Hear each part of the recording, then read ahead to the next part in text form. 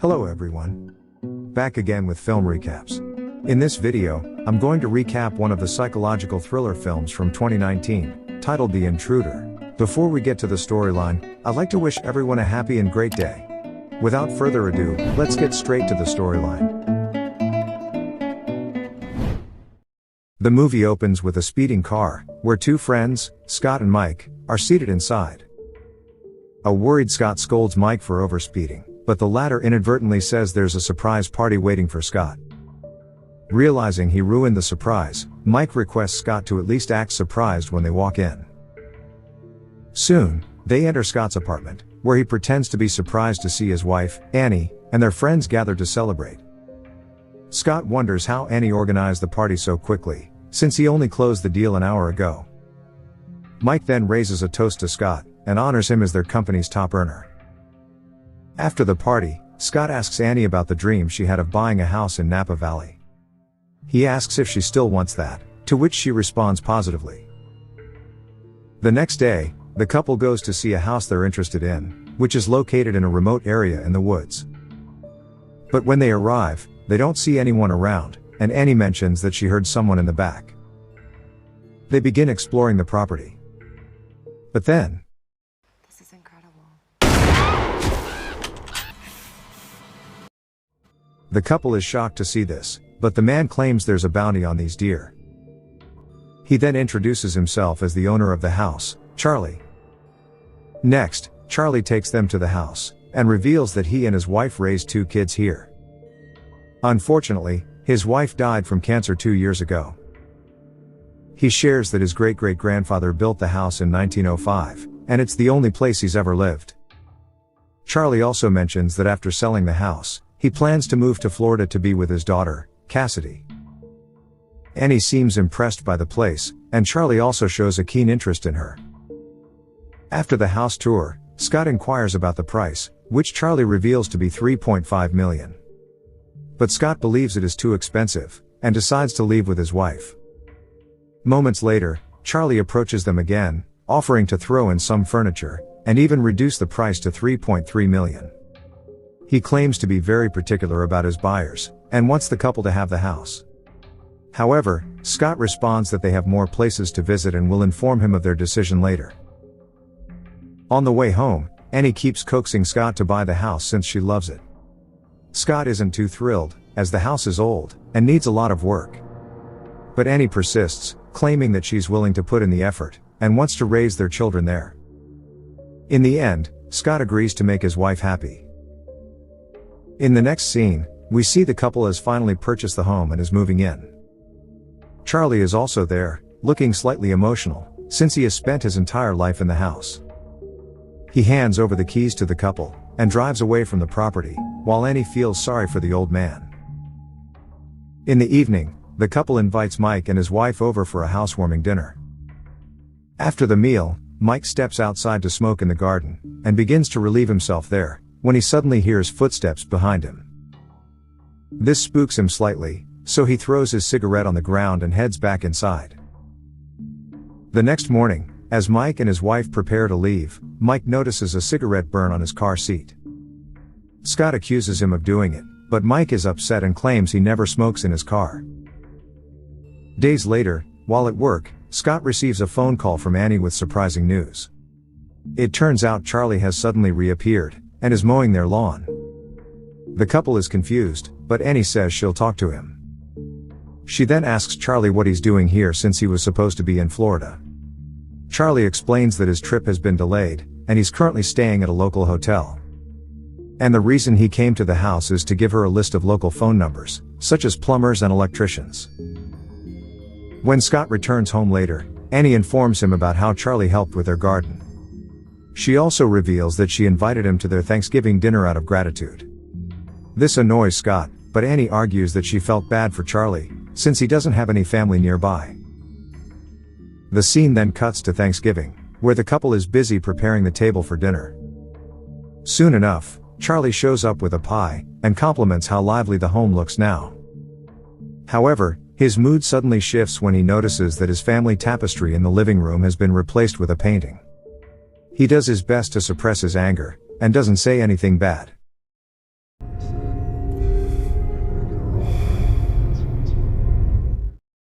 After some time, Mike and his wife also arrive. Mike isn't too impressed with the house's interior, and casually suggests making some changes. But this angers Charlie, and he firmly remarks that making such changes would ruin the house's integrity.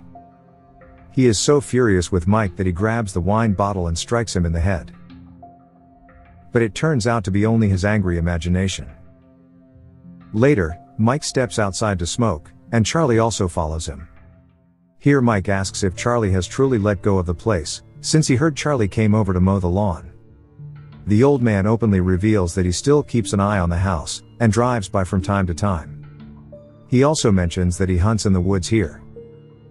However, Mike seems to trigger Charlie's angry side again when he's about to toss the cigarette to the ground, but he changes his mind, and looks for a trash can. After the old man leaves, Mike tells the couple that he believes Charlie was the one who put the cigarette in his car. He thinks Charlie still considers the house his, and is secretly watching them. The couple doesn't believe him, so Mike bets that if they go outside right now, they might catch him lurking in the woods. And so, Scott and Mike head into the woods, which lead to a nearby road. They find fresh car tracks, which seems suspicious since the old man left a while ago. Suddenly, they notice a car in the distance. But before they can identify who the driver is, the car speeds away from there. The following day, Scott becomes worried and hires a few workers to set up cameras outside the house. Moments later, Charlie unexpectedly shows up, and scolds the workers for drilling holes in his house. He says he was just fishing nearby and saw the van go by, so Scott explains that he is doing this for their safety since there's a prowler in the woods. But Charlie asserts that they are just high school kids who party in the woods. He insists that the CCTV camera is unnecessary, but Scott refuses to listen to him. Later that night, Scott can't sleep, as he keeps hearing creaking sounds in the house. Soon, the motion detecting lights outside the house suddenly turn on by themselves. Scott goes outside to confront the intruder, but it turns out to be a group of high school kids, who run away in their car. Surprisingly, we also notice Charlie lurking in the dark. Days later, at work, Scott concludes a meeting with a client, who invites him to join their team for drinks afterward.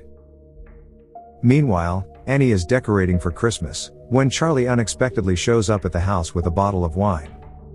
The old man is excited by the Christmas decorations. Annie then asks if he wants to help with the work, which he eagerly accepts. After finishing up the work, the two head inside the house, and decide to drink wine together. During this time, the creepy man subtly checks out Annie's body, showing an obvious interest in her. Just then, Annie gets a text from Scott, saying he'll be late. This upsets her, and she immediately calls him, questioning why he texted instead of calling. Scott claims to be in a meeting, but Annie hears noises in the background, and realizes he's actually in a bar. Meanwhile, Charlie eavesdrops on the conversation with keen interest. After hanging up, Scott tells his client that he needs to go back home soon. But she unexpectedly gets closer and tries to kiss him, so Scott immediately tells her that he can't do this, and the woman decides to leave him alone. When Scott returns home, he gets upset to learn that Charlie was here earlier. However, Annie also scolds him for texting instead of calling, revealing that the last time he did that, he was cheating on her. Scott claims he has apologized multiple times for that, and asks for her trust. But Annie is still angry and decides to sleep in a separate bedroom for the night. Later, while Scott is sleeping, he suddenly wakes up to strange noises, and catches a glimpse of Charlie in the darkness. He immediately gets up to investigate, and sees that Annie also jolts awake. Scott tells her he might have seen Charlie, but she dismisses the idea, reminding him that they installed a security system. Here, the couple apologizes to each other for their earlier fight. They then start making love, unaware that Charlie is watching them creepily. The next day, Scott goes to a cafe in town, where he comes across a man, who turns out to be his neighbor. They begin chatting, and the neighbor suddenly reveals that Charlie's wife died in the house. In a shocking twist, he adds that she actually shot herself, according to what Charlie told the police. Scott is left bewildered by this revelation, and wonders why Charlie would lie to them. Later that night, Scott tells Annie about this, and suggests that Charlie might have had something to do with his wife's death.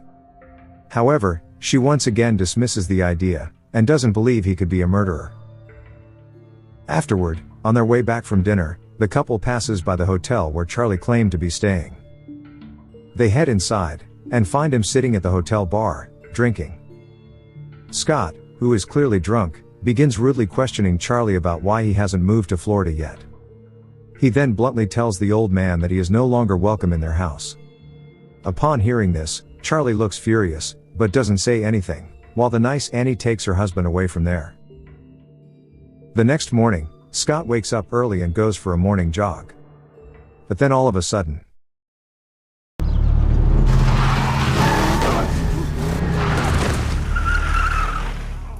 this causes Scott to collapse unconscious.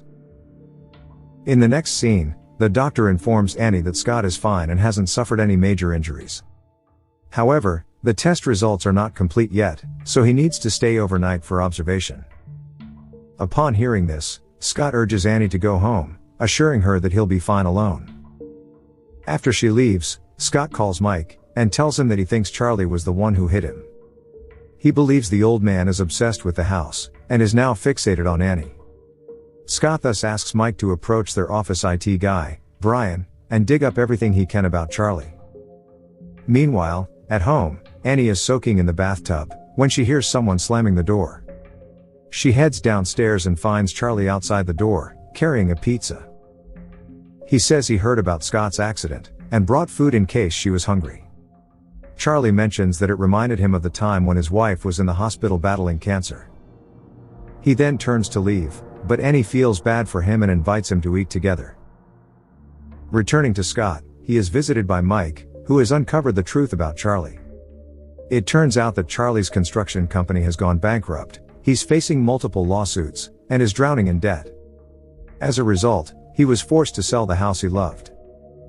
Shocked, Scott asks Mike to check on Annie at home to make sure she's okay. Later, when Mike arrives at the house, he is shocked to see Charlie and Annie having dinner together. He decides to spy on them to find out what's going on.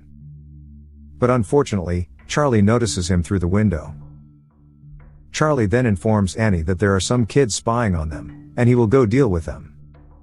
Surprisingly, he grabs an axe and chases Mike, who runs as fast as he can. But the old man eventually catches up, and pretends to be relieved to see that it's just Mike. Charlie then offers to walk Mike to his car. On the way, Charlie asks Mike what he would do if he had the chance to reclaim what he has lost. Charlie suddenly adds that he was given this chance, and all he had to do was get rid of Scott.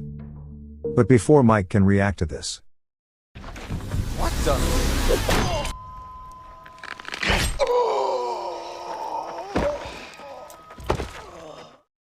sometime later, Charlie returns to the house, claiming he twisted his ankle while going after the kids. As Annie is checking his leg, he suggests that maybe he should stay for the night since the kids might come back. However, an uncomfortable Annie suggests that it's probably best if he leaves, to which the creepy man reluctantly agrees. The next day, Scott returns home after being discharged, only to find Charlie standing in front of the house with flowers.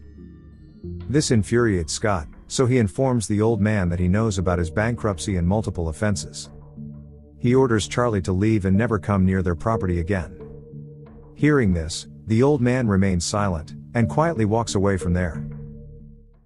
Afterward, Scott meets up with his wife, and shares his suspicions that Charlie was the one who hit him. He then asks what time Mike left the house, but Annie reveals that he was never here. Scott grows even more annoyed when he finds out that Charlie was at their house the previous night. Having had enough, he immediately calls the cops, and puts a restraining order against Charlie.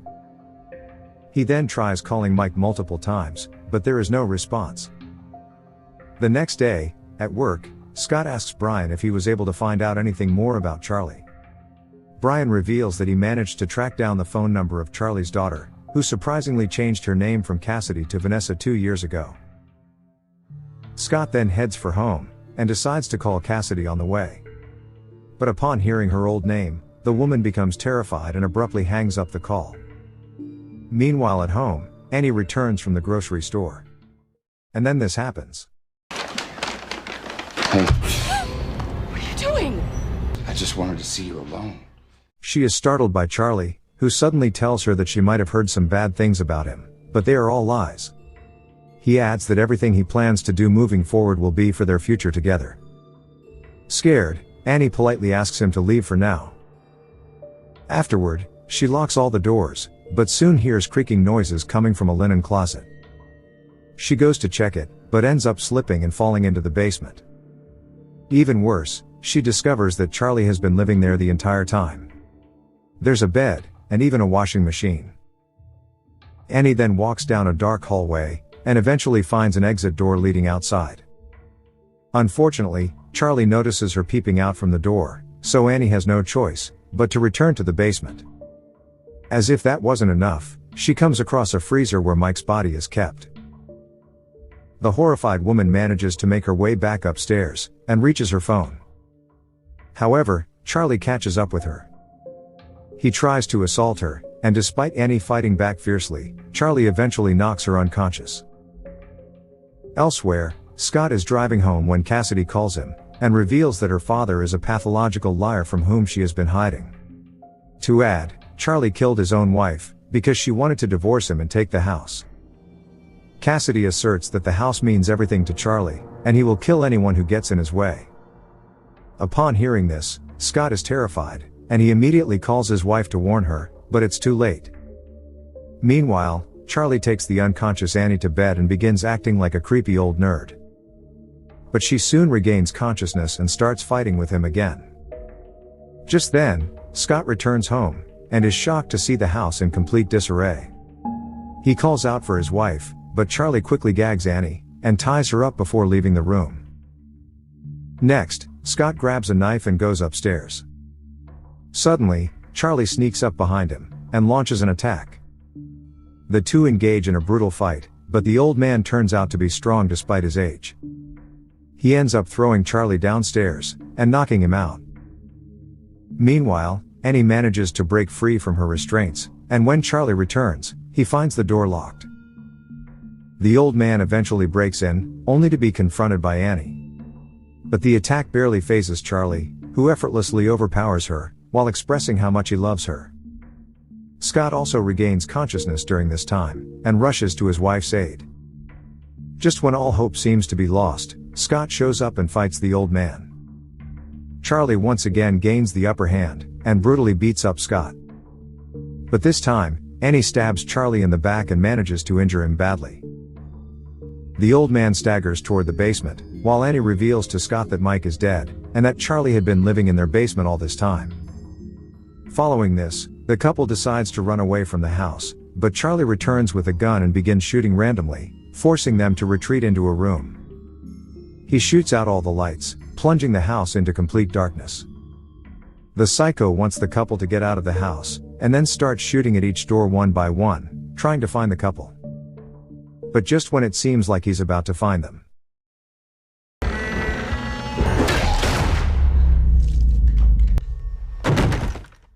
Scott slams a bat into his face, and grabs the old man's gun. Meanwhile, Annie calls 911, and suddenly reports and says that her husband has shot an intruder. Charlie feels betrayed by her, and begins to cry and plead for his life. But the movie comes to an end as Scott finally pulls the trigger. Okay guys, thanks for watching. See you again in the next video.